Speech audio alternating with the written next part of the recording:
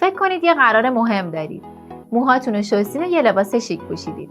موقع بیرون رفتن از در رو لباستون یه عالمه دونه سفید می‌بینید. واقعاً حس خوبی نیست و از نظر ظاهری وجه قشنگی نداره. باید بگم تو این حالت موهاتون شوره زده. علتش میتونه چربی بیش از حد پوست باشه یا اختلالات هورمونی و بیماری‌های قارچی. تازه کمبود برخی ویتامین‌های آ و ای هم میتونه عاملش باشه یا حتی عدم سازگاری شامپو. یه روش واسه بهبودش استفاده از شامپو ضد شوره است. شامپو ضد شوره لدورا یه شامپو گیاهیه که تو اون از عصاره سدر و حنا کنار رزماری و آلوورا استفاده شده.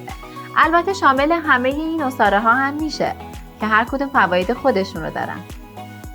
اگه بخوام یه جمع‌بندی بکنم براتون، این شامپو واسه بهبود انواع شوره موثره و التهاب و خارش کف سرتون رو کاهش میده. علاوه بر این از خشکی سر جلوگیری میکنه و واسه انواع موها مناسبه. حالا دیگه با این شامپو میتونید با خیال راحت به قرارهای مهمتون برسید. یادتون باشه واسه داشتن موهای سالم و زیبا هر کاری از دستتون برمیاد انجام بدید.